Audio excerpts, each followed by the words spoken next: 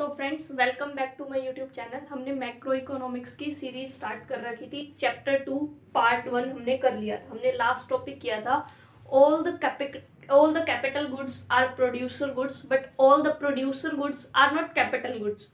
अब उसके बाद हमारे कैपिटल गुड्स हो गए थे, कंज्यूमर गुड्स हो गए थे। ठीक है, कंज्यूमर गुड्स हमने किए और कैपिटल गुड्स, और हमने पढ़ा कि कंज्यूमर गुड्स पे हमने जो खर्चा किया था, कंज्यूमर गुड्स पे जो खर्चा किया वो कहलाता था कंजप्शन एक्सपेंडिचर।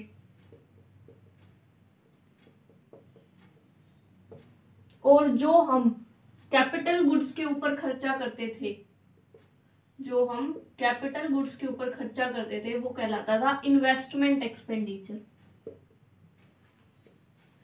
ये इन्वेस्टमेंट क्यों होती है? क्योंकि कैपिटल गुड्स क्या होती है? Fixed assets. किसकी? प्रोड्यूसर की। अब जैसे कोई भी एक अपनी मतलब कोई मान लो कोई अपना बिजनेस शुरू करता है, तो उसमें वो मशीनरी वगैरह खरीदता है, तो बोलता है मैंने 1 लाख की इन्वेस्टमेंट की है। तो वो इन्वेस्टमेंट क्या होता है कि उसने जो फिक्स्ड एसेट्स जो उसने खरीदी है। ठीक है, तो अब हमने पढ़ा था कंज्यूमर गुड्स पे कौन सा होता है? Consumption expenditure. कैपिटल गुड्स पे होता है इन्वेस्टमेंट एक्सपेंडिचर। यहां तक हम लोगों ने कवर अप कर लिया था। अब हमारा नेक्स्ट जो टॉपिक है हम करेंगे कंजप्शन एक्सपेंडिचर के ऊपर। ठीक है, किस पे करेंगे हम? Consumption expenditure. कंजप्शन एक्सपेंडिचर, देखो कंजप्शन मतलब कि कंज्यूमर। अब ये कंज्यूमर जो है, कंजप्शन जो है, कंजप्शन कौन करता है? कंज्यूमर करते हैं।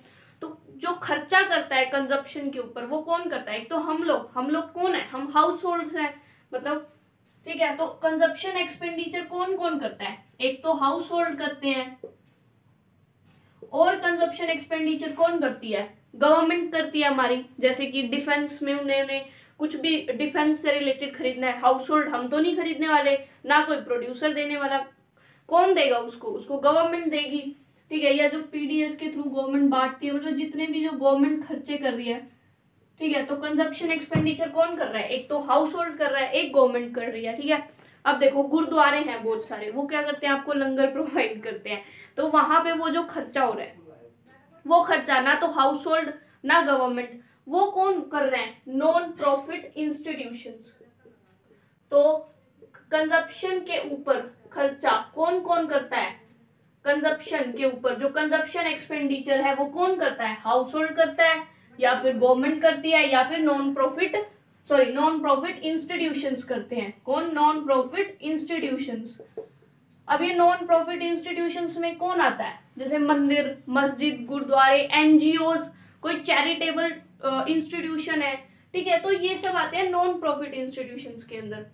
और ये सब हमारा तो कंजप्शन एक्सपेंडिचर किसने किया? हाउस होल्ड्स ने, गवर्नमेंट ने, और नॉन प्रॉफिट इंस्टीट्यूशंस ने। ठीक है, अब हमारे उसके बाद अब हम करते हैं कि तो हमारा टोटल कंजप्शन एक्सपेंडिचर हमारा किसके इक्वल होता है? टोटल कंजप्शन एक्सपेंडिचर, और इसी को हम बोलते हैं एग्रीगेट कंजप्शन एक्सपेंडिचर। ठीक है, तो ये हमारा किसके इक्वल हुआ? टोटल कंजप्शन एक्सपेंडिचर या एग्रीगेट कंजप्शन एक्सपेंडिचर हमारा किसके इक्वल हुआ? कंजप्शन एक्सपेंडिचर, इसको मैं ऐसे डिनोट कर रही हूँ, मतलब consumption expenditure bye house holds, मतलब जो कि हम जैसे लोगों ने किया consumption plus consumption expenditure bye किसके द्वारा? Government plus consumption expenditure bye non profit institutions. ठीक है, तो हमारे अब एग्रीगेट कंजप्शन एक्सपेंडिचर मतलब जितने भी कंजप्शन एक्सपेंडिचर हो रहे हैं उन सबको मिला दो, सिंपल। तो कौन कौन कर रहा है? तो कंजप्शन एक्सपेंडिचर जो हाउस होल्ड ने किया, कंजप्शन एक्सपेंडिचर जो गवर्नमेंट ने किया, और कंजप्शन एक्सपेंडिचर जो नॉन प्रॉफिट इंस्टीट्यूशंस ने किया। अगर हम उन सबको मिला दें तो हमारे पास क्या आ जाएगा? टोटल कंजप्शन एक्सपेंडिचर की हमारे पास हम इकोनॉमी में हम कितना एक्सपेंडिचर कर रहे हैं कंजप्शन के ऊपर। ठीक है, अब उसके बाद हमारा जो नेक्स्ट टॉपिक आता है वो है इन्वेस्टमेंट का। ठीक है, कंजप्शन एक्सपेंडिचर हमने कर लिया, हमने दो ही तो पढ़ा कि दो ही खर्चे देखे थे हमने, कंजप्शन एक्सपेंडिचर, दूसरा इन्वेस्टमेंट के ऊपर। कंजप्शन हमने कर लिया, अब हम करते हैं इन्वेस्टमेंट। ठीक है, अब हम क्या करेंगे, इन्वेस्टमेंट। इन्वेस्टमेंट में हम स्टडी करते हैं कि हमारी इकोनॉमी में कितना चेंज आया है इन्वेस्टमेंट के अंदर। ठीक है, क्या स्टडी करते हैं हम, चेंज इन इन्वेस्टमेंट। और इन्वेस्टमेंट को तो हम आई से डिनोट करते हैं, लेकिन हम अगर मतलब कि इन्वेस्टमेंट को हम क्या करते हैं, आई से डिनोट करते हैं। तो ये हमारा चेंज इन हम आई भी लिख सकते हैं, change in investment, change in investment. और हम लिखते हैं चेंज इन के, मतलब कैपिटल स्टॉक में हमने कितनी एक्सपेंडिचर की, कैपिटल गुड्स में हमने जो एक्सपेंडिचर की वो होता है हमारा चेंज इन के, किसमें, कैपिटल में। और टोटल जो हमने इन्वेस्टमेंट की वो हमारा होता है चेंज इन इन्वेस्टमेंट। ये हमारा चेंज इन इन्वेस्टमेंट, और ये हमारा किसको शो कर रहा है, चेंज इन कैपिटल इन्वेस्टमेंट। ये जो हमने कैपिटल गुड्स में जो हमने इन्वेस्टमेंट की उसमें जो चेंज आया वो होता है ये।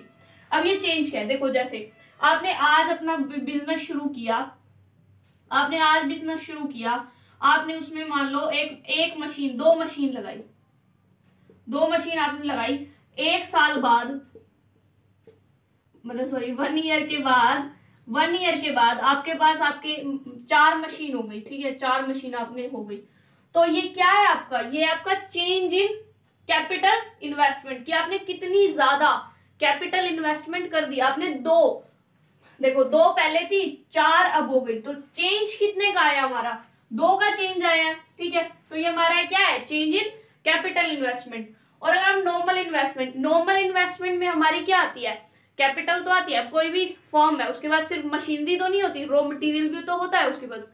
ठीक है, उसमें जो चेंज आएगा उस मतलब कैपिटल वाला, कैपिटल में जो चेंज आएगा प्लस जो रॉ मटेरियल में चेंज आएगा, अगर हम उन दोनों को मिला दे तो हमारा टोटल इन्वेस्टमेंट में कितना चेंज आया वो हो जाता है।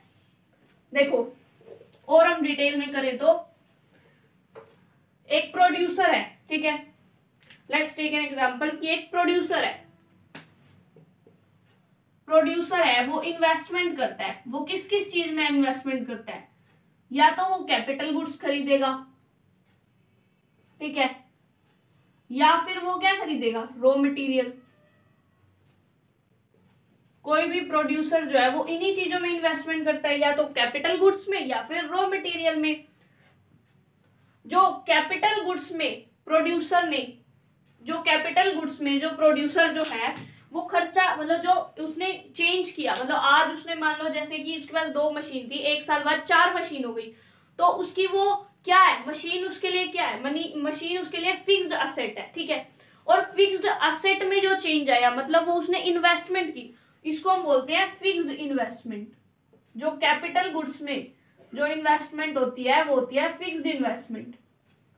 जो कैपिटल गुड्स में इन्वेस्टमेंट होती है वो फिक्स्ड इन्वेस्टमेंट, और जो रॉ मटेरियल में इन्वेस्टमेंट होती है दैट इज इन्वेंट्री इन्वेस्टमेंट।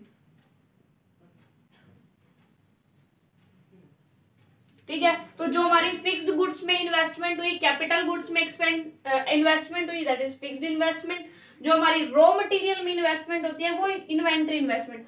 और फिक्स्ड इन्वेस्टमेंट को हम डेल्टा के से शो करते हैं, मतलब change in fixed investment. Fixed investment तो के से शो हुई, लेकिन अगर उसमें चेंज दिखाना है तो चेंज इन के, और अगर चेंज इन इन्वेस्टमेंट दिखाना है तो चेंज इन इन्वेस्टमेंट ये होता है। और इसको हम बोलते हैं कैपिटल स्टॉक। के से हम किसको डिनोट करते हैं, कैपिटल स्टॉक। मतलब कैपिटल गुड्स में हमारा, कैपिटल गुड्स मतलब फिक्स्ड असेट्स, मतलब कैपिटल गुड्स, फिक्स्ड असेट्स कुछ भी बोल सकते हैं, और हम उसको एक और नाम देते हैं कैपिटल स्टॉक। तो हमारा डेल्टा के किसके इक्वल होगा, चेंज इन कैपिटल स्टॉक, मतलब कि फिक्स्ड इन्वेस्टमेंट में हमने कितना चेंज लाया। ठीक है,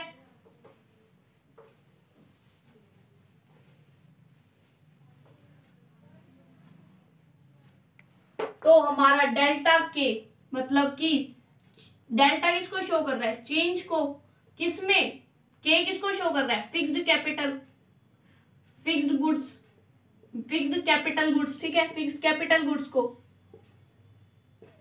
और कैपिटल गुड्स को हम क्या, कैपिटल गुड्स पे जो हम इन्वेस्टमेंट करते हैं उसको क्या बोलते हैं, फिक्स्ड इन्वेस्टमेंट। तो ये क्या हुआ, डेल्टा के क्या शो कर रहे हैं हमको, चेंज इन फिक्स्ड इन्वेस्टमेंट,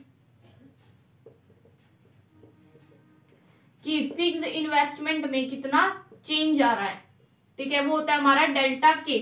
अभी हम कैसे निकालते हैं, देखो जैसे मैंने एग्जांपल दिया, छोटा सा लिया था हमने, दो मशीन थी जब हमने बिजनेस शुरू किया, 1 साल बाद हमने देखा, 1 ईयर के बाद हमने देखा कि हमारी 4 मशीन है, कितनी, 4 मशीन है, बिजनेस शुरू किया 1 साल बाद 4 मशीन हो गई, ठीक है। तो हमारा चेंज कितना आया फिक्स्ड इन्वेस्टमेंट में, हमने अपनी फिक्स्ड इन्वेस्टमेंट में कितना चेंज आया, 2 का, कैसे पता चला चेंज, 4 - 2 कितना आ गया, इज इक्वल टू 2, यानी हमारी दो मशीनें बढ़ गई, ठीक है। तो हमारा चेंज क्या आया, पॉजिटिव चेंज आया, 2 मशीनें बढ़ गई।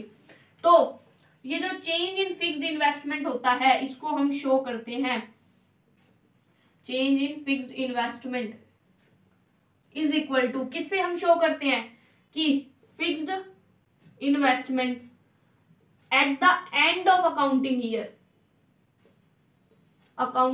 Year minus fixed investment at the beginning of accounting year, कि साल के लास्ट में हमारे पास कितनी थी और साल के माइनस साल के शुरू में कितनी थी, तो वो हमारा क्या होता है, वो हमारा होता है चेंज इन फिक्स्ड इन्वेस्टमेंट। जैसे कि हमने लिया 2 मशीनरी साल की शुरुआत में, साल के लास्ट तक 4 मशीनरी होगी, 4 में से हमने 2 माइनस को किया था, मतलब जो साल के लास्ट में था उसमें से हमने जो साल की स्टार्टिंग में था वो माइनस किया था। तो fixed investment at the end of accounting year और fixed investment minus fixed investment at the beginning of accounting year. और जो हमारा एंड ऑफ अकाउंटिंग ईयर होता है, जो हमारा एंड ऑफ अकाउंटिंग ईयर होता है उसको हम बोलते हैं क्लोजिंग स्टॉक, मतलब जो हमारा लास्ट में स्टॉक बच जाता है, क्लोजिंग स्टॉक।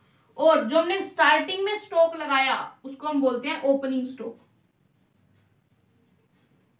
अब हम फिक्स्ड फैक्टर की बात कर रहे हैं, मतलब सॉरी, अब हम फिक्स्ड इन्वेस्टमेंट की बात कर रहे हैं, तो closing stock of fixed investment और यहाँ opening stock of fixed investment. Same with the inventory, same with the inventory, ये अभी तक हमने किया चेंज इन कैपिटल गुड्स को। अब हम करते हैं चेंज इन इन्वेंट्री की, इन्वेंट्री में हमारा कितना चेंज है। मान लो एक प्रोड्यूसर था, उसने 1 लाख का रॉ मटेरियल लगाया था स्टार्टिंग में, अब उसके पास 4 लाख का सामान पड़ा है, ठीक है, 1 लाख लगाए थे, आज उसके पास 4 लाख है उसी बिजनेस में, जो इन्वेंट्री है उसकी, ठीक है, उसमें उसने 1 लाख लगाए और आज उसके 4 लाख है, ठीक है, 1 लाख उसने लगाए और आज उसके 4 लाख है। ये उसका चेंज आया इन्वेंट्री में। इन्वेंट्री होती है रॉ मटेरियल का स्टॉक। तो इसको हम कैसे निकालेंगे, 4 - 1 3, कैसे आया ये 3, 4 - 1, यानी कि inventory investment at the end of accounting year minus inventory investment at the starting of या inventory stock at the beginning of at the end of accounting year minus inventory at the starting of beginning of accounting year. तो हम क्या करते हैं, and वाले में से starting वाले को माइनस करते हैं। तो चेंज इन इन्वेंट्री इन्वेस्टमेंट क्या होगा,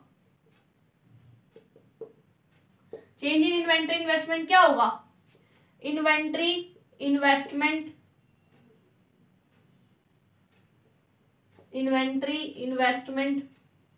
eight the end of year, and of accounting year minus inventory investment at the beginning of accounting year, कि जो हमारा लास्ट में हमारे पास बच गया, हमने उसमें से अगर स्टार्टिंग वाला माइनस जितना हमने लगाया था वो माइनस कर दिया, तो हमारे पास आ जाएगा कि हमने कितना बीच में इन्वेस्टमेंट की साल के।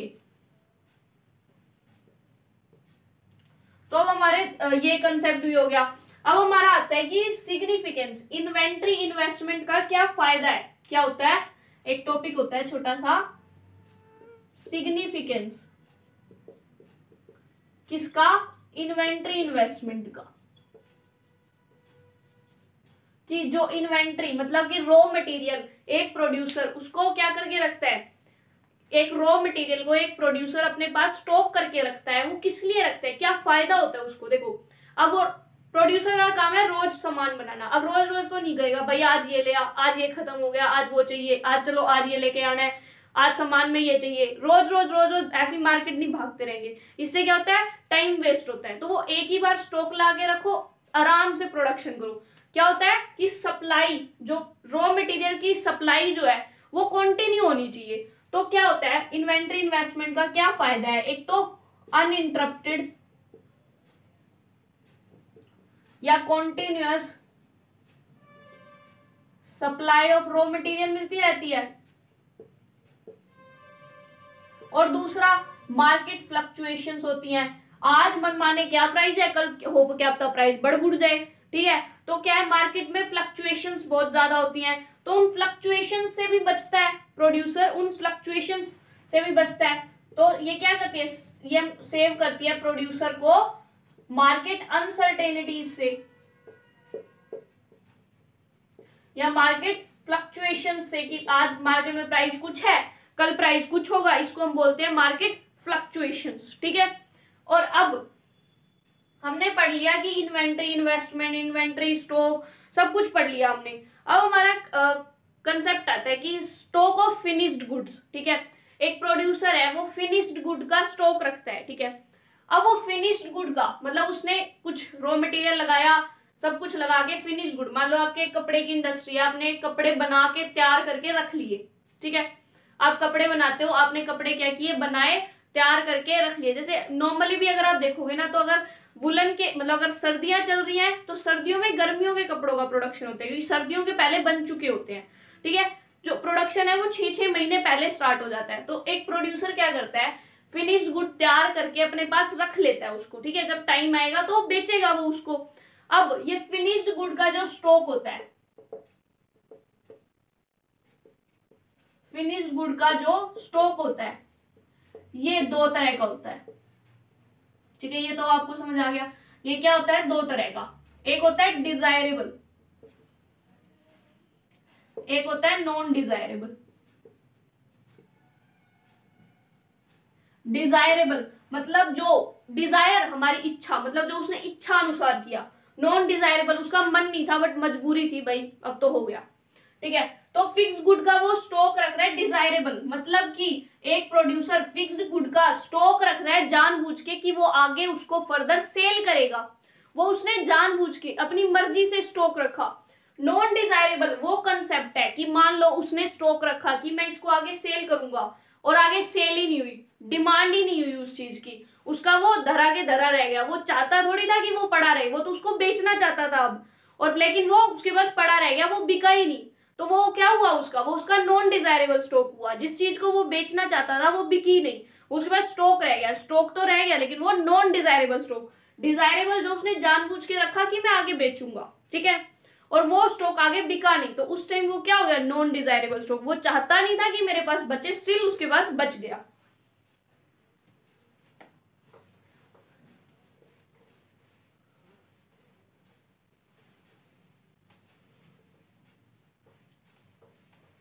तो हमने अभी तक क्या किया, इन्वेस्टमेंट का कंसेप्ट हमने क्लियर कर लिया। अब उसके बाद हमारे पास आता है gross investment, net investment and depreciation. क्या क्या आता है,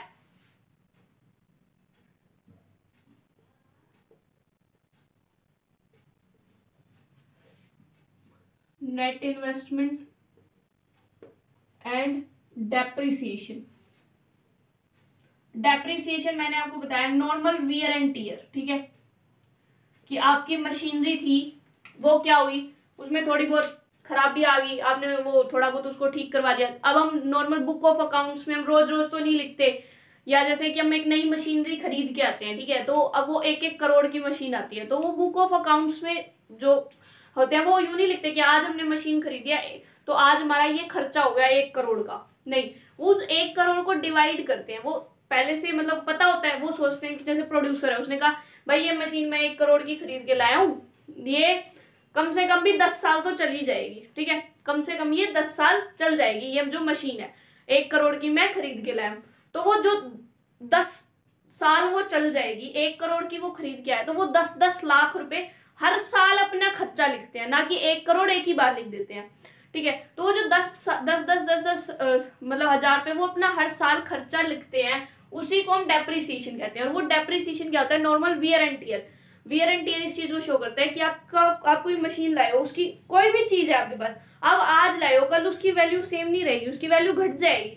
आप आज एक फोन खरीद के लाए हो, ठीक है, 3-4 दिन बाद क्या वो फोन आप 10,000 का खरीदा और आप उसको वापस किसी को बेचने लगो, वो 10,000 में ले लेगा, चाहे भले ही 500 रुपए कम ले, लेकिन वो पूरे 10 में आपसे नहीं लेगा। तो ये नॉर्मल वियर एंड टियर का खर्चा होता है हमारा, ठीक है। इन्वेस्टमेंट हमने पढ़ ली क्या होती है। अब बात आती है ग्रोस इन्वेस्टमेंट, नेट इन्वेस्टमेंट और डेप्रिसिएशन की, ठीक है। तो ग्रोस इन्वेस्टमेंट क्या होती है, नेट इन्वेस्टमेंट क्या होती है, और हमारा डेप्रिसिएशन क्या होता है, ठीक है। डेप्रिसिएशन मैंने आपको बता दिया, और डेप्रिसिएशन को एक और नाम देते हैं रिप्लेसमेंट। किस चीज की, रिप्लेसमेंट की जो कॉस्ट होती है, रिप्लेसमेंट ऑफ एग्जिस्टिंग कैपिटल, उसको हम डेप्रिसिएशन बोलते हैं, ठीक है। और इसमें हमारा मेन कंसेप्ट यही आता है कि जो ग्रोस नेट, आपने अगर कभी मतलब ये वर्ड नोटिस किया होगा, आपके घर में सिलेंडर होगा, गैस सिलेंडर, उस पर लिखा होता है gross weight, net weight. Gross weight में क्या होता है कि जो उसके अंदर गैस होती है ना, सिलेंडर के अंदर एलपीजी गैस, वो प्लस जो सिलेंडर का वेट है, दोनों ऐड करके लिखे हुए होते हैं। और नेट क्या होता है, नेट वो होता है कि सिर्फ जो उसके अंदर गैस है ना सिलेंडर में, सिर्फ वो लिखी होती है। ग्रोस हमेशा ज्यादा होता है नेट से, क्योंकि ग्रोस के अंदर सिलेंडर का वेट प्लस उसके अंदर जो गैस है वो भी होती है, और नेट के अंदर सिर्फ उसके अंदर जो गैस है वो होती है, सिलेंडर का वेट कभी नहीं लिखा होता। आप नोटिस करना, ठीक है।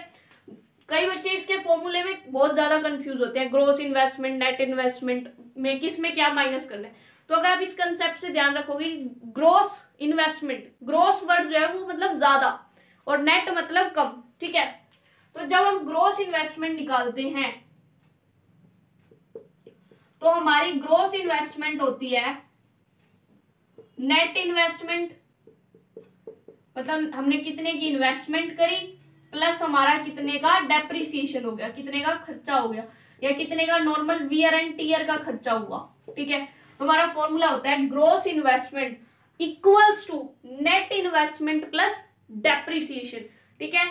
ध्यान से देखो क्या होता है हमारा ग्रोस इन्वेस्टमेंट, हमारा होता है नेट इन्वेस्टमेंट, वो नेट इन्वेस्टमेंट किसके लिए, हमारी net investment plus depreciation. Depreciation हमारा क्या होता है, नॉर्मल वियर एंड टियर, और ये इसको हम बोलते हैं कि कैपिटल स्टॉक को हमने रिप्लेस किया, वो भी हम उससे ही डिनोट करते हैं उसको, ठीक है। अब हम देखो, अब यहीं से हम हमारा नेट इन्वेस्टमेंट का क्या निकालेंगे फॉर्मूला, ग्रोस इन्वेस्टमेंट का तो नॉर्मल मैथ सबने पढ़ी है, नेट इन्वेस्टमेंट का निकालना है। नेट इन्वेस्टमेंट यहाँ रह गया, डेप्रिसिएशन प्लस में, उधर जाके माइनस, हमारा क्या फॉर्मूला बनेगा, net investment is equal to gross investment minus depreciation, ठीक है। अब ये जो हम आज फॉर्मूले कर रहे हैं ना, छोटे छोटे ये छोटे छोटे फॉर्मूलाज ये आपके नेशनल इनकम निकालने में हेल्प करेंगे, ठीक है। तो ये हमारे फॉर्मूले होते हैं जो इंपॉर्टेंट है, ये जो आपने पढ़ा होगा जीडीपी और एनडीपी, या एन जो आगे जी और एन कंसेप्ट होता है ना, वो ग्रोस और नेट को ही शो करने के लिए होता है। तो ये फॉर्मूलाज छोटे छोटे हैं, लेकिन ध्यान रखने की जरूरत है, क्योंकि इसी में बच्चे कंफ्यूज होते हैं। तो ग्रोस इन्वेस्टमेंट हमारा क्या होगा, नेट इन्वेस्टमेंट प्लस डेप्रिसिएशन। अब वो डेप्रिसिएशन को पता है लिख भी सकते हैं कि भाई नॉर्मल वियर एंड टियर का खर्चा, मतलब वो डेप्रिसिएशन को भी कई नामों से दे देंगे। तो हम आगे चलेंगे, हम उसके डेप्रिसिएशन के भी कई नाम पढ़ेंगे कि वो मतलब डेप्रिसिएशन को अलग अलग नाम से और वो डेप्रिसिएशन की जगह वो वर्ड लिख देंगे और बच्चे कंफ्यूज हो जाते हैं कि भाई ये क्या चीज नहीं आ गई। तो हम वो धीरे धीरे आगे करते जाएंगे। अभी के लिए आपको फॉर्मूला याद रखना है, gross investment equal to net investment plus depreciation. Net investment क्या होती है, ग्रोस इन्वेस्टमेंट माइनस, अब कोई भी एक याद रख लो, वैसे तो याद भी क्या रखना है कि ग्रोस और नेट में जो गैप होता है वो होता है डेप्रिसिएशन का। ग्रोस हमेशा ज्यादा होता है, ज्यादा है मतलब नेट और डेप्रिसिएशन जुड़ के ही तो ग्रोस बना, ठीक है। तो आप ऐसे भी याद रख सकते हो।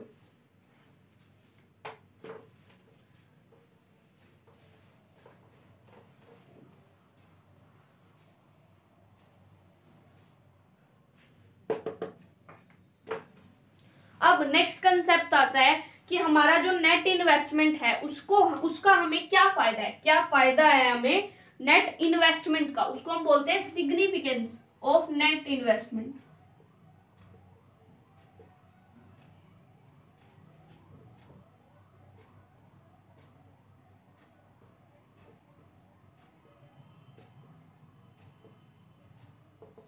सिग्निफिकेंस ऑफ नेट इन्वेस्टमेंट कि कोई भी प्रोड्यूसर है वो नेट इन्वेस्टमेंट कर रहा है, ठीक है। नेट इन्वेस्टमेंट होती है कि किसी जैसे मैंने आपको कहा था कि एक मशीन थी, उसने एक और मशीन मान लो खरीद ली, ठीक है। जो उसने एक और मशीन खरीदी ना, वो होता है उसका, जैसे अगर हम बताऊं मैं आपको, देखो मैंने आपको पिछली वीडियो में एग्जांपल दिया था कि एक प्रोड्यूसर था, उसके पास मान लो एक मशीन थी, ठीक है। वो ये एक मशीन खराब हो गई, उसने इस खराब मशीन को बेच के थोड़े से और पैसे मिलाए और एक नई मशीन ले ली, और इसके अलावा उसने एक और मशीन ले ली, ठीक है। अब उसके पास कितनी हो गई, 2 मशीन।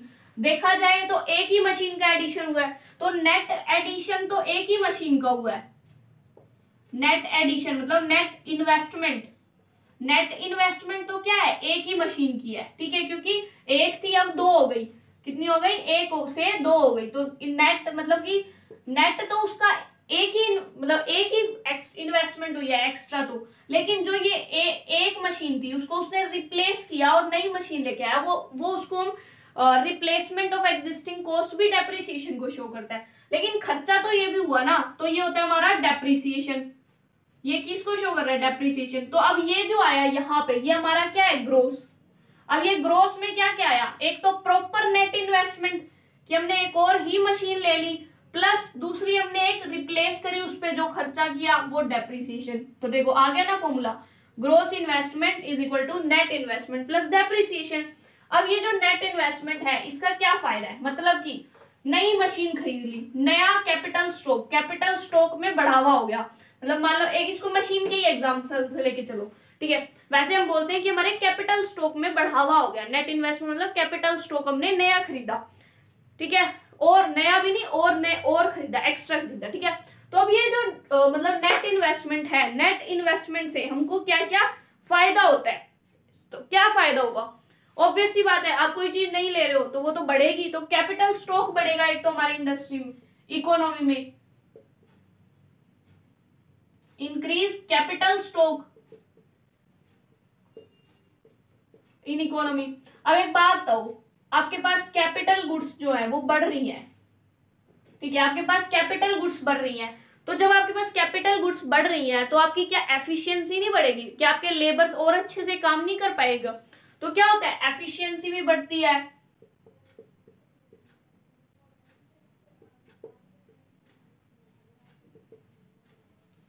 और जब आपकी एफिशिएंसी बढ़ रही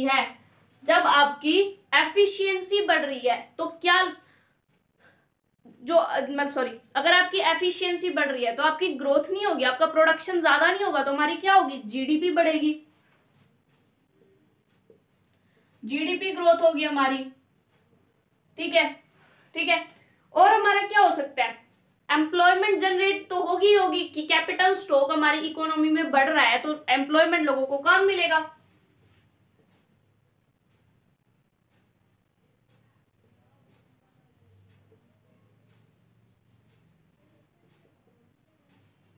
तो ये हमारा क्या हो गया, सिग्निफिकेंस किसका, नेट इन्वेस्टमेंट का। हमने ये सब यहां तक कर लिया।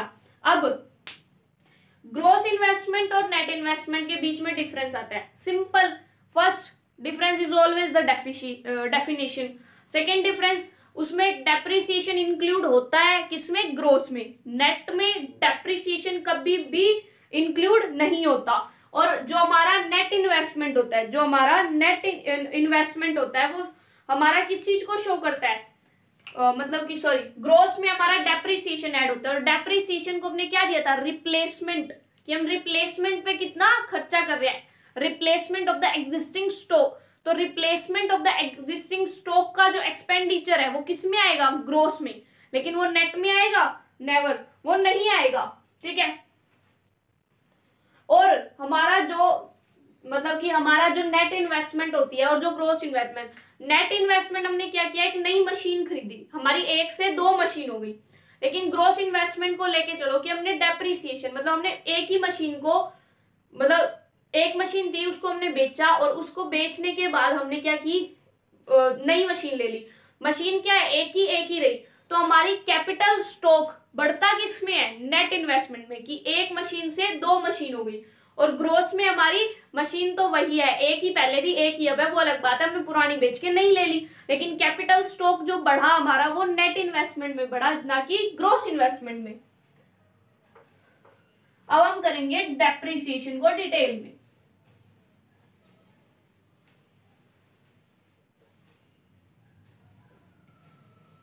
अब देखो जैसे मैंने आपको बोला था कि डेप्रिसिएशन है, उसके अलग अलग नाम आते जाएंगे और एग्जाम में वो मतलब नेशनल इनकम के क्वेश्चन में डाल देगा consumption of fixed capital. Students confuse कि भाई ये क्या होता है, लेकिन वो होता तो डेप्रिसिएशन ही है, ठीक है, कई बच्चों को नहीं भी पता होगा। तो इस तरह छोटे मोटे कंसेप्ट से ही वो कंफ्यूज करते हैं। अब हम कर रहे हैं डेप्रिसिएशन, और मैंने आपको उसका बता दिया, इसका दूसरा नाम क्या है,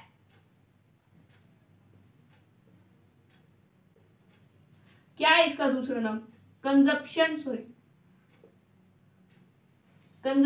ऑफ फिक्स्ड कैपिटल।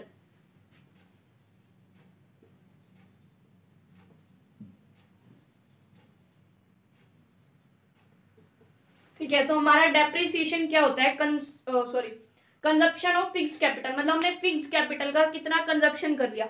अगर इसको आप नॉर्मल मतलब देखो इसको हिंदी में लेके चलते हैं, ठीक है।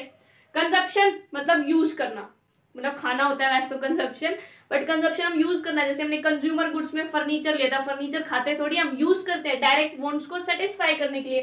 तो कंजप्शन मतलब यूज करना, फिक्स्ड कैपिटल मतलब फिक्स्ड असेट्स को यूज करना। मैंने आपको बोला था हमने एक मशीनरी ली थी, हम उस मशीनरी को 1 करोड़ की लेके 10 सालों में डिवाइड कर देते और हम कहते थे कि 10,000 की हमने हर साल खर्चा किया, ठीक है। तो मतलब हमने 10,000 रुपए हर साल यूज किए अपने काम के लिए। तो ये आ गया है नाम में कि फिक्स्ड कैपिटल का कंजप्शन, हमने 10,000 रुपए की फिक्स्ड कैपिटल हर साल यूज की, एंड वही क्या होता हमारा डेप्रिसिएशन, ठीक है। तो अगेन कंसेप्ट्स क्लियर, ठीक है। अब हमारा जो डेप्रिसिएशन है इसको हम और भी कहते हैं, ये किस वजह से होता है, नॉर्मल वियर एंड टियर, कि थोड़ी बहुत कमी आ गई, ठीक है, नॉर्मल वियर एंड टियर होता है, मतलब कि थोड़े बहुत खराबी आ गई मशीनरी में, ठीक करवानी पड़ गई। और दूसरा हमारा होता है एक्सीडेंटल डैमेज,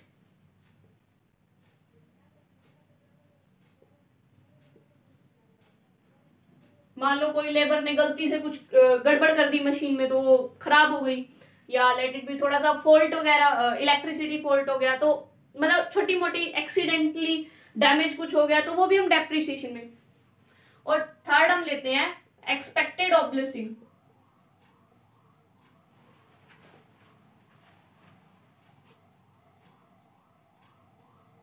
ठीक है। तो ये सब तो हमारा आता है डेप्रिसिएशन के अंदर, ठीक है। ये एक्सपेक्टेड ऑब्लिसिंग मतलब हम जैसे कहते हैं, जैसे मैंने कहा था कि आपने एक फोन खरीदा और आपको पता है कि भाई आज कल इसकी वैल्यू 500 रुपए तक कम हो जाएगी, 2-3 दिन बाद कोई इसको पूरे उतने में नहीं लेगा जितने में मैं खरीद के आया हूँ, इसकी वैल्यू 500-1000 रुपए कम हो जाएगी, ठीक है। तो वो ये होता है, मतलब हमने खुद ही, हमको पता है, हमने एक्सपेक्ट कर रखा है, हमने सोच रखा है कि इतनी वैल्यू तो इस चीज की कम होगी कि आज एक प्रोड्यूसर मशीनरी लाया, उसने एक्सपेक्ट किया कि 1 साल बाद इसकी वैल्यू इतनी कम हो जाएगी, तो वो एक्सपेक्टेड ऑब्लिसिंस होता है। अब नेक्स्ट हमारा होता है अनएक्सपेक्टेड, ठीक है। नेक्स्ट हमारा, लेकिन हम अनएक्सपेक्टेड को डेप्रिसिएशन में काउंट नहीं करते, हम डेप्रिसिएशन में लेते हैं सिर्फ एक्सपेक्टेड को, क्योंकि एक हमने जैसे मैंने आपको पहले बताया कि वो 10,000 में डिवाइड कर देता है, जैसे 1 करोड़ की मशीन लाके 10,000 हर साल का खर्चा शो करता है कोई भी प्रोड्यूसर।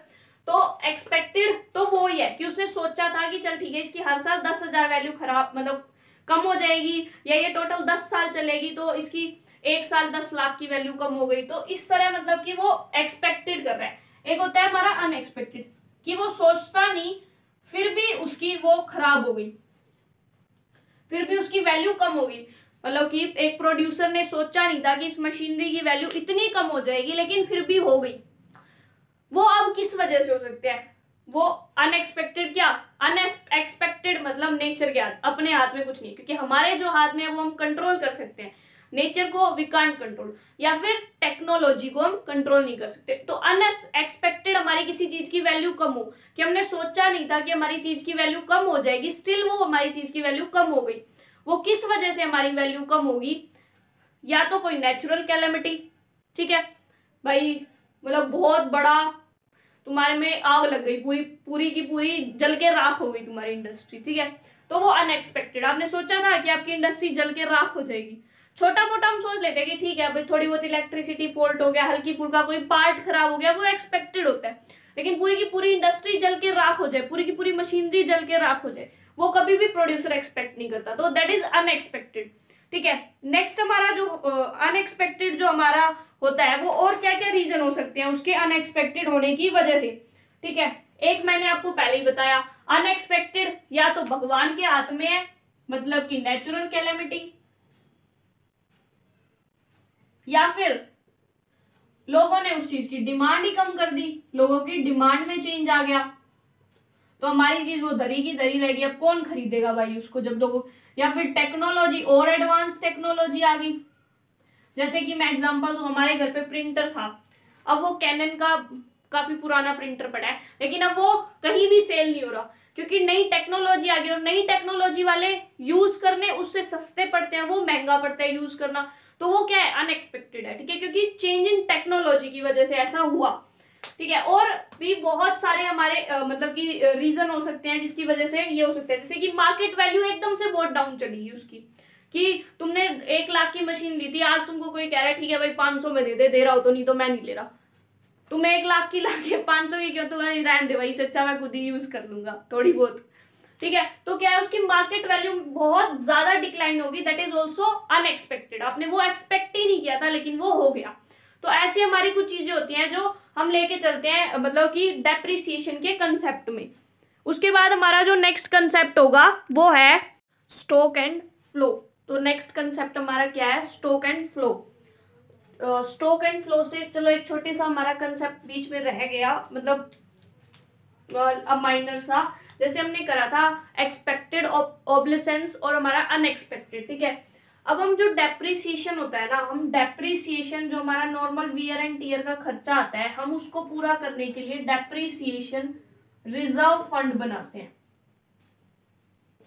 डेप्रिसिएशन रिजर्व फंड, वहां से हम अपना हर साल डेप्रिसिएशन का जो खर्चा होता है वो वहां से पूरा करते हैं, डेप्रिसिएशन रिजर्व फंड हम एक बना लेते हैं। ये तो होता है एक्सपेक्टेड के लिए, ठीक है। एक होता है हमारा अनएक्सपेक्टेड, कि हमने सोचा नहीं था, जैसे हमने एग्जांपल लेते हैं कैलामिटी का, या मार्केट वैल्यू डिक्लाइन होगी, या टेक्नोलॉजी कम हो गई, तो उस केस में जो हमारा अनएक्सपेक्टेड होता है उसकी पूर्ति हम कहाँ से करते हैं, उसके लिए हम अपनी असेट्स का इंश्योरेंस करवा के रखते हैं। जैसे आपके पास घर में गाड़ी है तो आप उसका इंश्योरेंस नहीं करवाते, बाइक का इंश्योरेंस तो जो प्रोड्यूसर है उनके पास बड़ी बड़ी मशीनरीज है, वो अपनी मशीनरीज का इंश्योरेंस करवाते हैं, कि कल को कोई अनएक्सपेक्टेड कुछ ऐसी चीज हो जाती है, डैमेज हो जाता है, तो उनको इंश्योरेंस कंपनी पे कर सके। तो डेप्रिसिएशन जो एक्सपेक्टेड होता है वो कहाँ से पूरा होता है, डेप्रिसिएशन रिजर्व फंड से। हर एक कंपनी अपना एक अलग से रिजर्व फंड बना के रखती है, जिसमें वो पैसे रखती है कि जरूरत पड़े तो यूज कर लिए, या वहां से डेप्रिसिएशन वो निकालते रहते हैं, ठीक है, हर साल।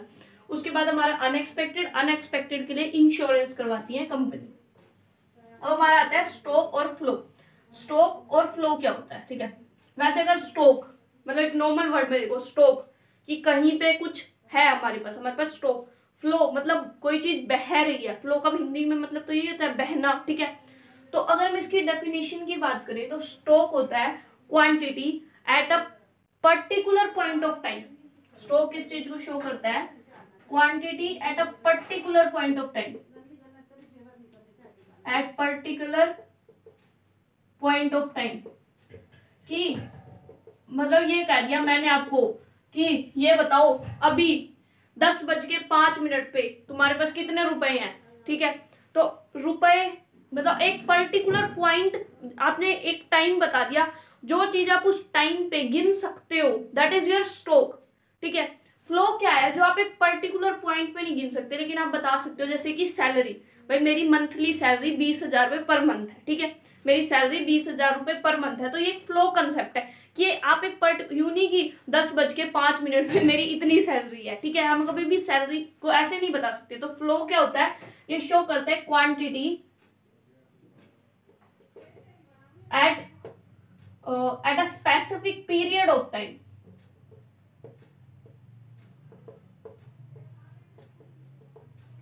ठीक है। ये क्या है, पर्टिकुलर पॉइंट ऑफ टाइम पे कितनी क्वांटिटी है, पर्टिकुलर पॉइंट ऑफ टाइम पे, और एक स्पेसिफिक, जैसे अब एक एग्जांपल लो, आपके पास स्टॉक कितना है, ठीक है, आपने देखा आपके पास 4 मशीन है, 1 लाख का रॉ मटेरियल पड़ा है, ठीक है भाई, मेरा स्टॉक है 4 मशीन है, 1 लाख का रॉ मटेरियल।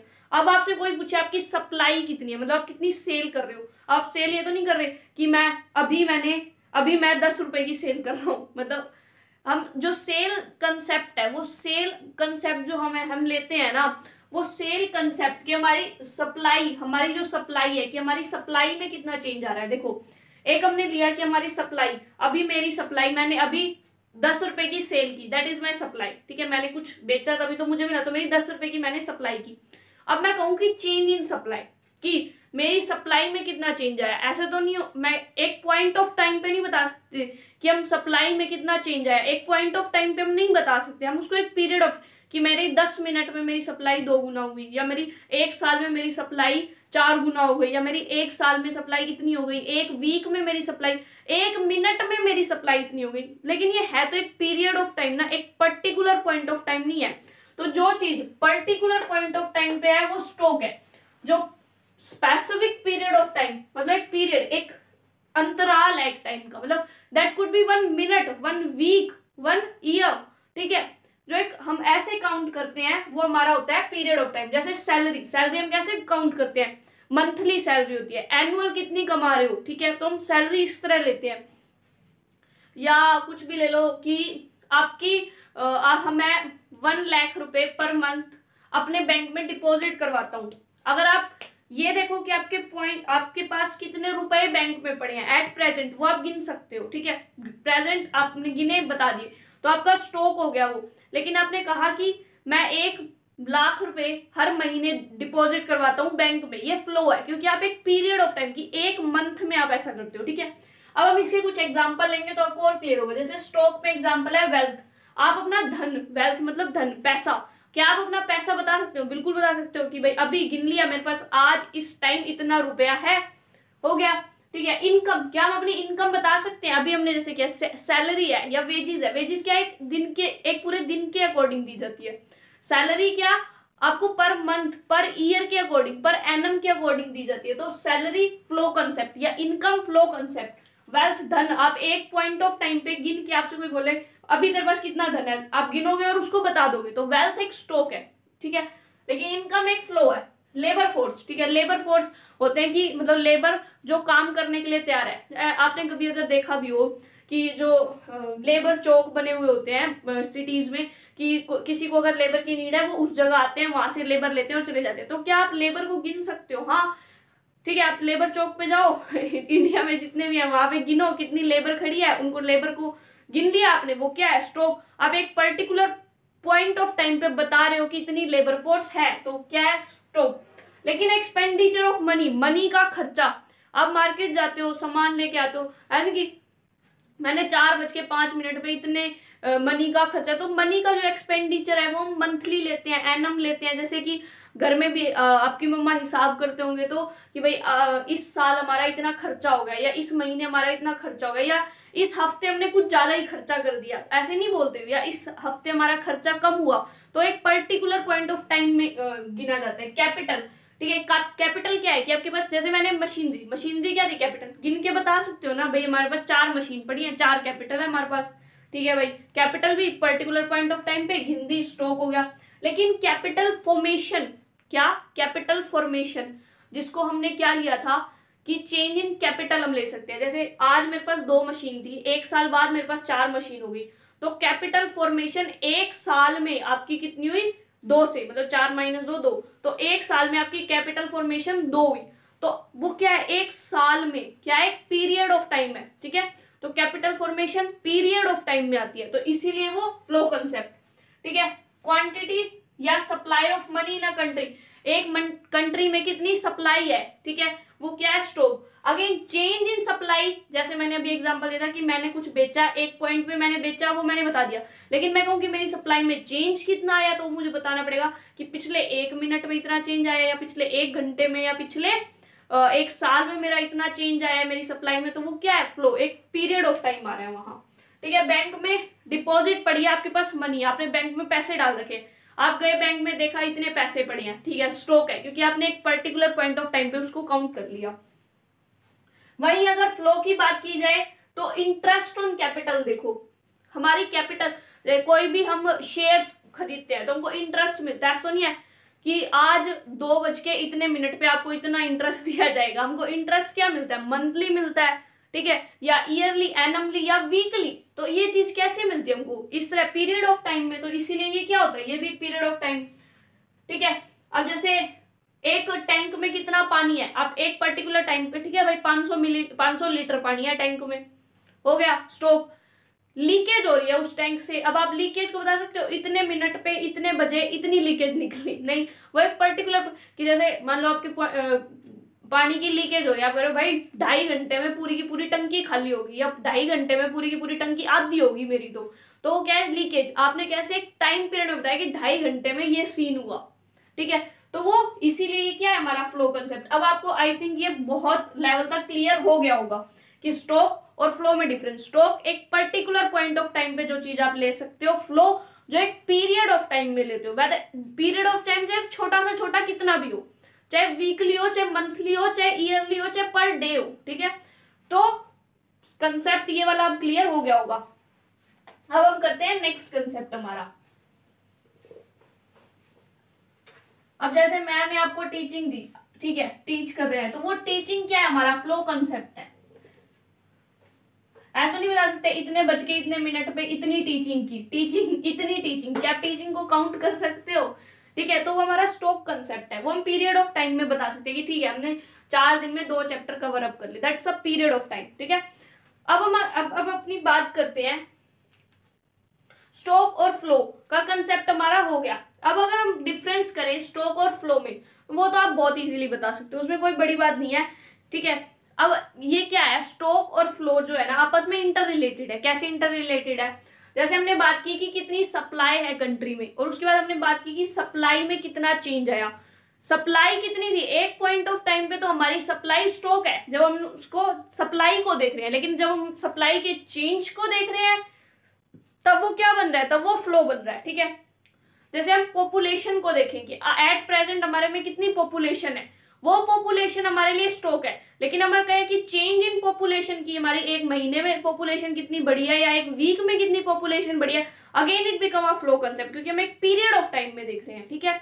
ऐसे ही अगर आपने बैंक में अब अपने 200 रुपए आपने डिपॉजिट करे, आपके बैंक में 200 रुपए पड़े हैं, आपने देखे, वो आपकी सेविंग, वो आपका सेव है, 200 रुपए आपकी सेविंग वहां पड़ी है, वो आपके लिए क्या है, स्टॉक कंसेप्ट। लेकिन अगर आप एक मतलब कि मान लो 5 रुपए हर महीने विड्रॉ कर लो उस 200 में से, तो जो आप विड्रॉ कर रहे हो 5 रुपए पर मंथ मतलब एक टाइम पीरियड आ गया। तो टाइम पीरियड आते ही वो फ्लो कंसेप्ट, तो ये आपस में क्या है, इंटर रिलेटेड है। हल्का सा मतलब सप्लाई थी तो स्टॉक थी, चेंज इन सप्लाई जब हमने देखा फ्लो हो गई, पॉपुलेशन थी स्टॉक थी, चेंज इन पॉपुलेशन देखा फ्लो हो गई। सेम विद मनी हमारे साथ हुआ। अब हमारा नेक्स्ट टॉपिक है 4 sectors of economy. It's not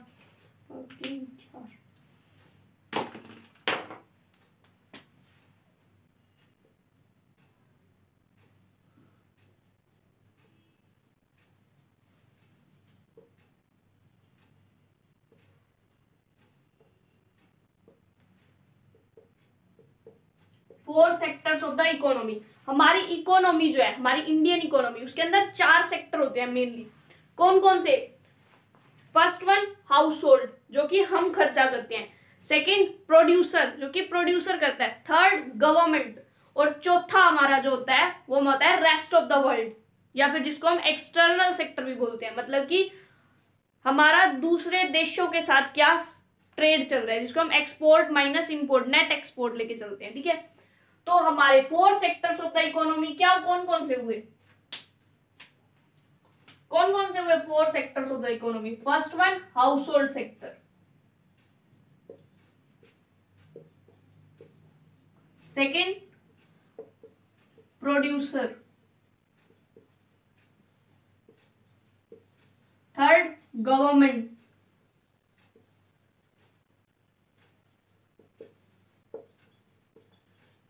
और fourth rest of the world.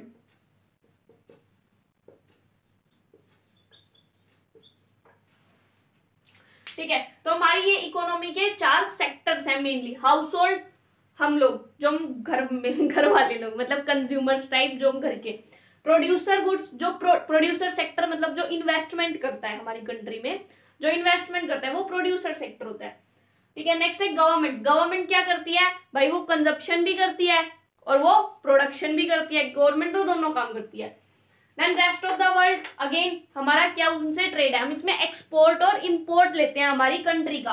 अब ये जो हाउस होल्ड सेक्टर है ये देती है फैक्टर्स ऑफ प्रोडक्शन, ये प्रोवाइड करवाती है factors of production to producer sector.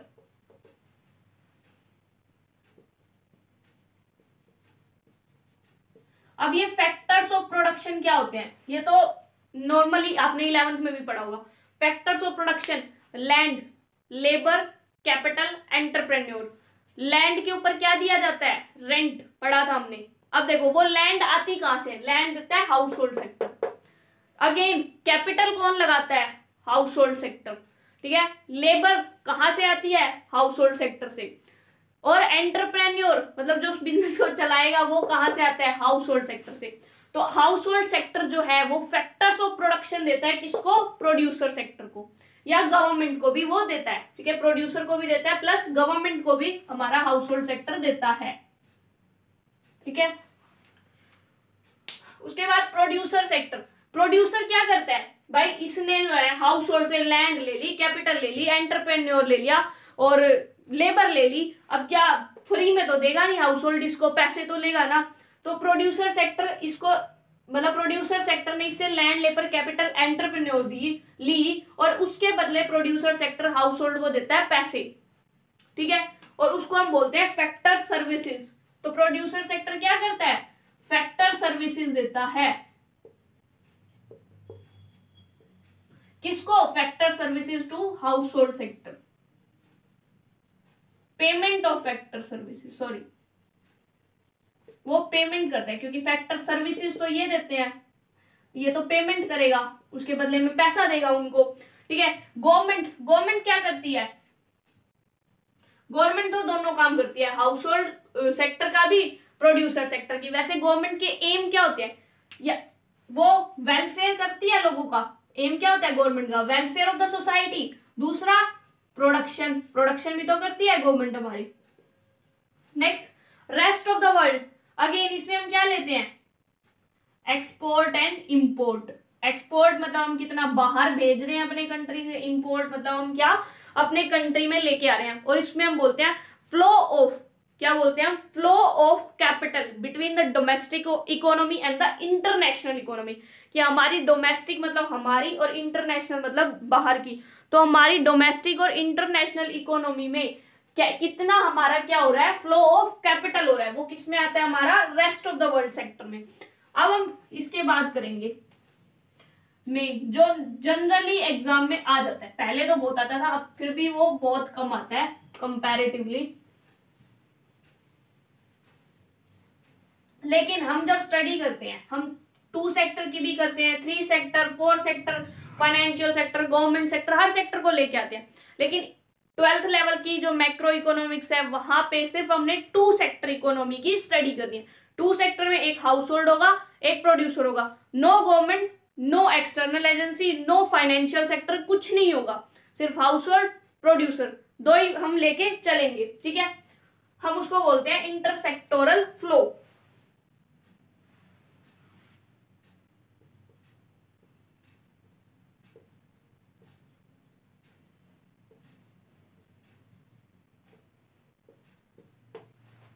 Intersectoral flow, देखो हमने क्या पढ़ा था, इंटरसेक्टोरल। पहली बात तो हम 2 ही चीज पढ़ेंगे। ठीक है, चलो इसमें हम शायद इसमें आपके चारों के चारों सेक्टर दे रखे हैं। जब हम 2 सेक्टर मॉडल करेंगे, मॉडल में आपके 2 ही सेक्टर है। अब हमने क्या पढ़ा, हमने देखा कि हाउस होल्ड सेक्टर ने क्या किया, हाउस होल्ड सेक्टर ने फैक्टर्स ऑफ प्रोडक्शन दिए, फैक्टर्स ऑफ प्रोडक्शन दिए टू प्रोड्यूसर सेक्टर या प्रोडक्शन। ठीक है, तो टू प्रोड्यूसर। हाउस होल्ड ने क्या किया, फैक्टर ऑफ प्रोडक्शन दिया प्रोड्यूसर को, प्रोड्यूसर ने बदले में क्या दी, फैक्टर पेमेंट ऑफ फैक्टर उसने क्या की, पेमेंट की फैक्टर सर्विसेज की। भाई इससे उन्होंने सर्विस ली, सर्विस के बदले पैसा तो देंगे, ठीक है। अब आती है जी बीच में गवर्नमेंट। गवर्नमेंट ने क्या किया, गवर्नमेंट क्या करती है हमारी, गवर्नमेंट क्या करती है, वो डिपेंड होती है हाउस होल्ड पे और वो डिपेंड होती है प्रोड्यूसर पे, क्योंकि उसको क्या चाहिए होता है, दोनों से टैक्स लेती है। इनसे लेगी प्रोड्यूसर से सेल्स टैक्स, अब तो जीएसटी और गवर्नमेंट नॉर्मल लोगों से क्या लेती है, income tax, wealth tax, health tax, property tax, ठीक है। तो गवर्नमेंट दोनों पे डिपेंड है, गवर्नमेंट को हाउस होल्ड से भी चाहिए, गवर्नमेंट को यहाँ से मतलब कि प्रोड्यूसर सेक्टर से भी क्या चाहिए होता है। और जो हाउस, तो गवर्नमेंट किसकी पे डिपेंड है, हाउस होल्ड पे भी डिपेंड है गवर्नमेंट, प्लस प्रोड्यूसर पे भी डिपेंड है।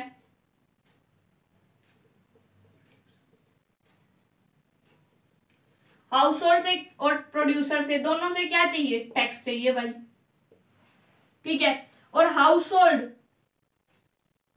और प्रोड्यूसर ऐसे ही तो गवर्नमेंट को टैक्स दे नहीं देंगे फ्री में, उनको भी तो कुछ चाहिए गवर्नमेंट से।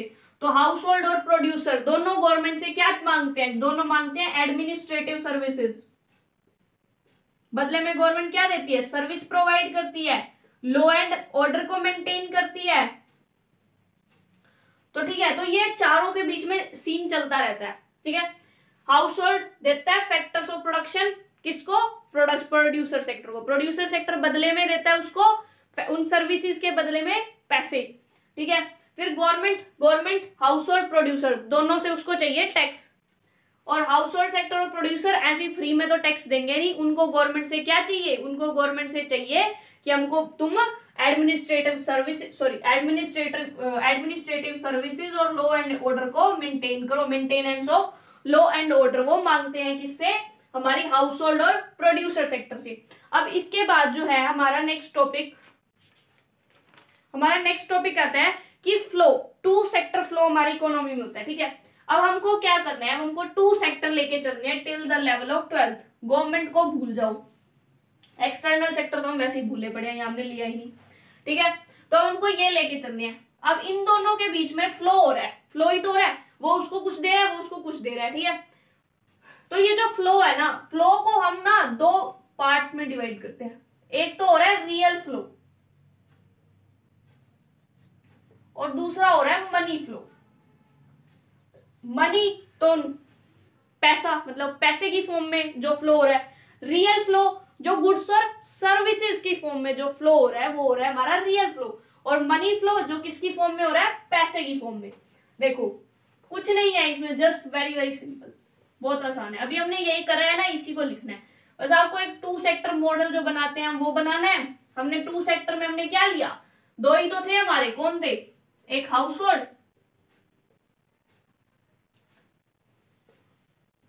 और दूसरा हमारा कौन सा सेक्टर है, प्रोड्यूसर सेक्टर है।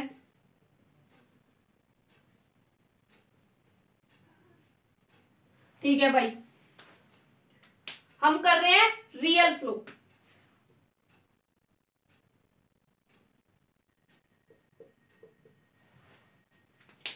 रियल फ्लो हम कर रहे हैं हाउस होल्ड और प्रोड्यूसर। हाउस होल्ड ने क्या किया, प्रोड्यूसर, हाउस होल्ड प्रोड्यूसर को क्या देता है, फैक्टर्स ऑफ प्रोडक्शन।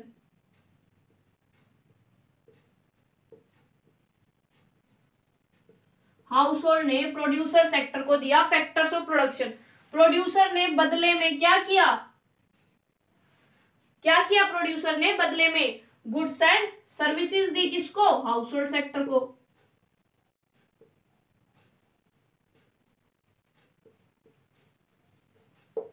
ठीक है, तो हमारे हाउस होल्ड सेक्टर ने क्या दिया, फैक्टर्स ऑफ प्रोडक्शन दिए।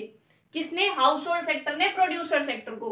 प्रोड्यूसर सेक्टर ने बदले में क्या दिए, गुड्स बनाई और बोला भाई हाउस होल्ड सेक्टर ले लो। ठीक है, अब ये रियल फ्लो है, इसमें पैसा आया कहीं पे, भाई इसने इसको लैंड लेबर कैपिटल एंटरप्रेन्योर दिया, इसने बदले में गुड्स और सर्विसेज दे दी, पैसा नहीं आया। और जब हम इसी को पैसे में कन्वर्ट कर दे, मतलब कि फैक्टर्स ऑफ प्रोडक्शन के बदले प्रोड्यूसर सेक्टर जब उसको पैसे देने लगे और ये गुड्स एंड सर्विसेज की जगह जब उनको पैसे में उनकी सर्विसेज और गुड्स को खरीदने लग जाएंगे तो ये मनी फ्लो हो जाएगा। ठीक है, तो ये हमारा रियल फ्लो तो था, ये तो हमने अभी पढ़ा ही है। अब हम करते हैं मनी फ्लो।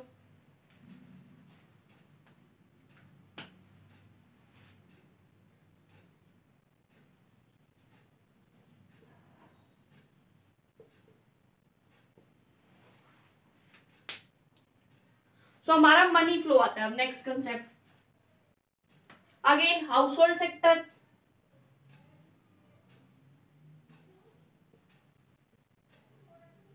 और यह हमारा प्रोड्यूसर सेक्टर। ठीक है, प्रोड्यूसर सेक्टर ने क्या किया, इनको भाई साहब लो तुम पैसे लो, क्या की पेमेंट कर दी, किसकी, फैक्टर सर्विसेज की, पेमेंट ऑफ फैक्टर सर्विसेज।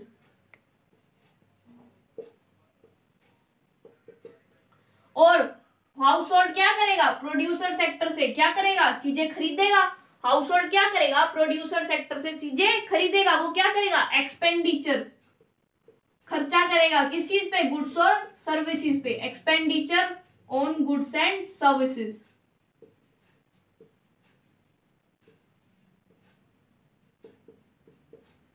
ठीक है, तो अब ये हमारा हो गया मनी फ्लो, क्योंकि इसमें पैसा आ गया, पेमेंट पैसे में हुई, लैंड के बदले क्या देगा, रेंट, लेबर के बदले जाएगी वेजेस, एंटरप्रेन्योर के बदले जाएगा प्रॉफिट, और कौन रहेगा, कैपिटल, कैपिटल के बदले जाएगा इंटरेस्ट। तो यहां जाएगा ये चारों चीजें, और वहां से वो खर्चा करेंगे क्या, जो प्रोड्यूसर ने बनाया उस चीज को खरीदने में।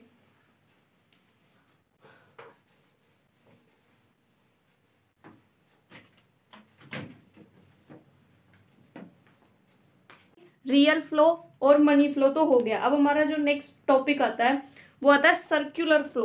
कौन सा टॉपिक है हमारा, circular flow, circular flow of income.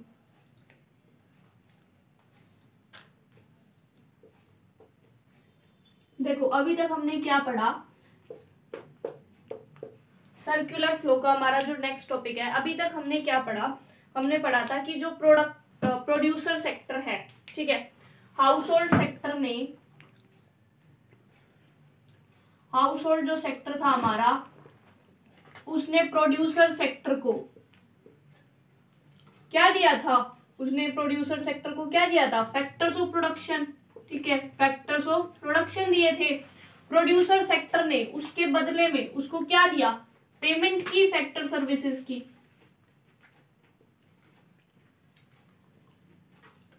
ठीक है, उसने उसको फैक्टर्स ऑफ प्रोडक्शन दिए, बदले में उसने पेमेंट कर दी फैक्टर सर्विसेज की। अब ये जो पेमेंट आई हाउस होल्ड के पास, ये पेमेंट क्या होती है कि लैंड के बदले रेंट, लेबर के बदले वेजेस या सैलरी,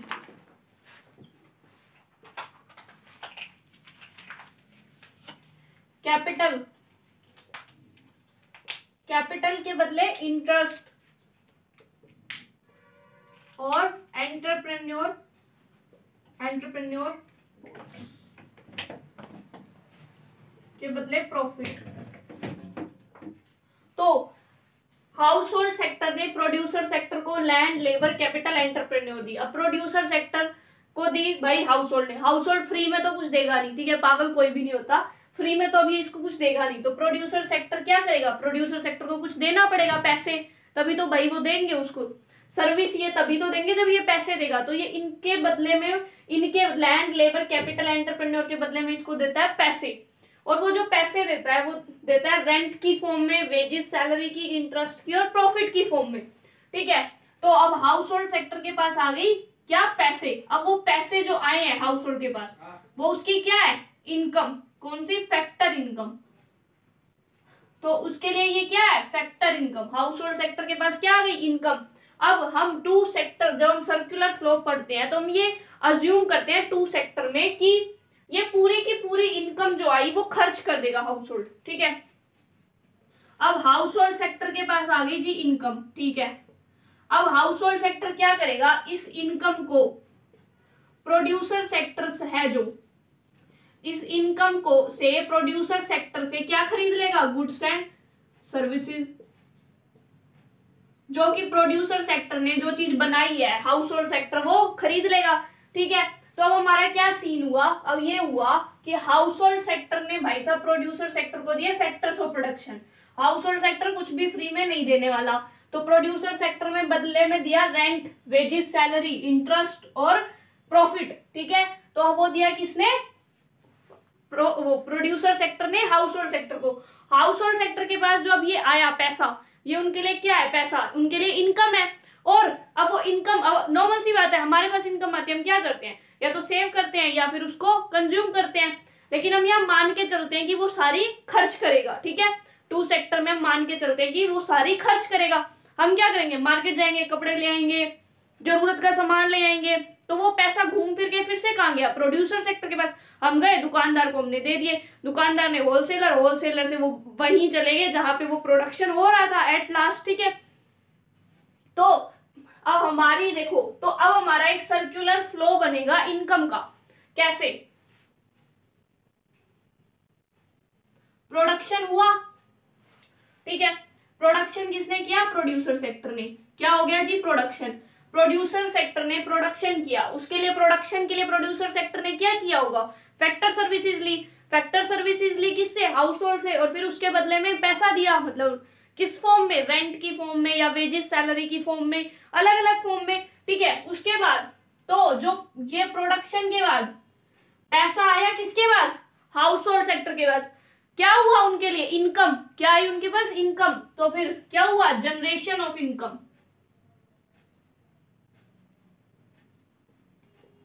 अब इस इनकम जो आई, हमने क्या माना कि जो हमारे पास इनकम आई हम वो पूरी की पूरी खर्च कर देंगे। क्या कर देंगे, एक्सपेंडिचर, हम उसको खर्चा कर देंगे। ठीक है, तो फिर क्या करेंगे हम, एक्सपेंडिचर या डिस्पोजिशन ऑफ इनकम, कुछ भी लिख सकते हो आप लोग यहाँ पे। ठीक है, disposition of expenditure of income, कि हमने जो है इनकम जो आई वो पूरी की पूरी खर्च कर दी हमने। तो अब ये देखो, ये क्या सर्कल बना, अब ये इनकम जो हमने खर्च कर दी, हमने जो गुड्स खरीद ली, वो हमने जो खर्चा किया, वो जो हमारा पैसा गया वो फिर से किसके पास गया, प्रोड्यूसर पास। फिर प्रोड्यूसर पास पैसा आया, फिर उसने हाउस होल्ड सेक्टर लगाए, पेमेंट की, फिर इनकम। तो ये सर्कल पूरा के पूरा यूं ही चलता रहता है, और इसीलिए हम इसको बोलते हैं ट्रिपल आइडेंटिटी।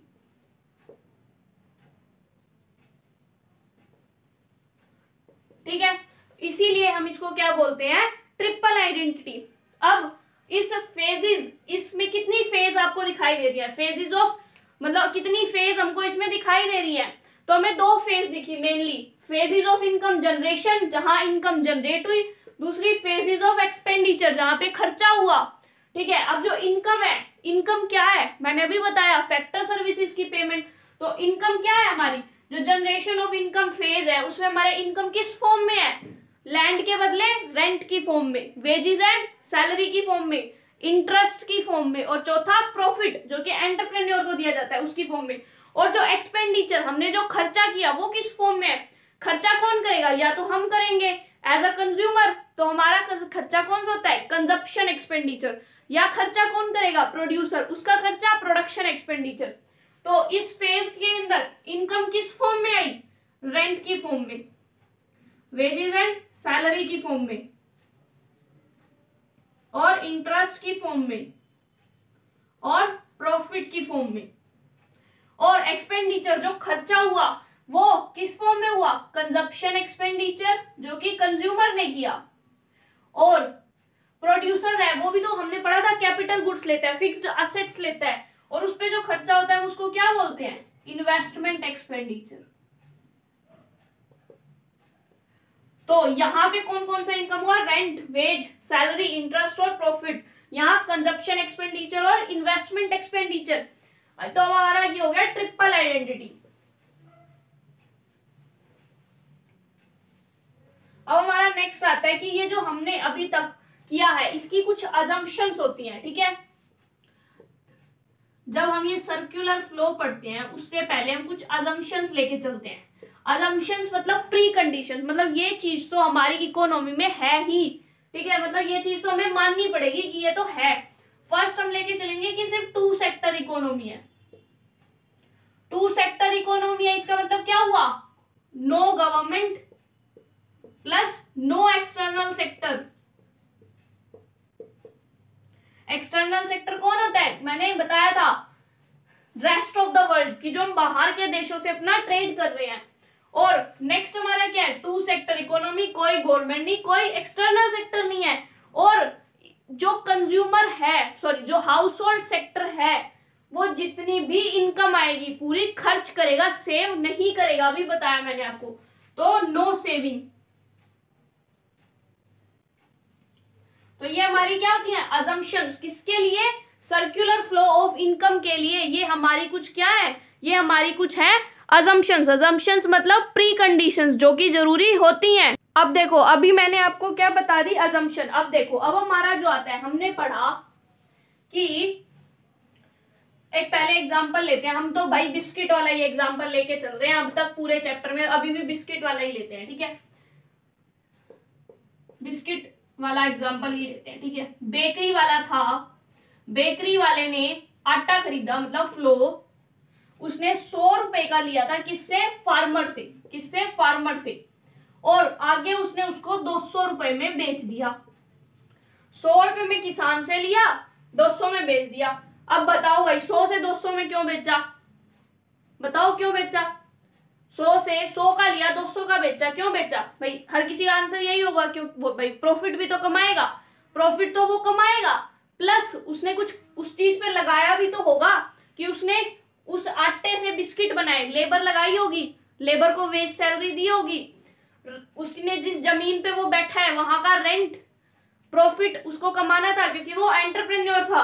तो ये जो 100 से 200 रुपए हो गए, जो बीच के 100 रुपए, ये कैसे बढ़े, किस नाम पे बढ़ाए उसने, एक तो उसको प्रॉफिट लेना था, दूसरा वेज सैलरी भी तो दे रहा है अपने लेबर्स को, ठीक है, प्लस बहुत सारे खर्चे होते हैं एक प्रोड्यूसर के छोटे मोटे। तो ये 100 रुपए का क्या हो रहा है, वैल्यू एडिशन, ये क्या हो रहा है, वैल्यू एडिशन, ठीक है। ये उसने क्या किया, वैल्यू एडिशन की, 100 रुपए का सामान लेके 200 का बेच दिया, 100 रुपए उसने फालतू ले लिए, 100 रुपए फालतू लिए, किस लिए लिए, क्योंकि उसको प्रॉफिट भी कमाना था, उसने जो लेबर लगा रखी है उसको वो भी देनी थी, वेज सैलरी भी देनी थी, जो जिस जमीन पे बैठ के काम कर रहे हैं रेंट देना था, किसी से पैसा उधार ले रखा है उसका इंटरेस्ट, या किसी ने उसकी कंपनी में पैसा लगा रखा है तो उसका इंटरेस्ट भी लेना था। तो ये 100 रुपए उसने क्या किए, वैल्यू एड, ठीक है।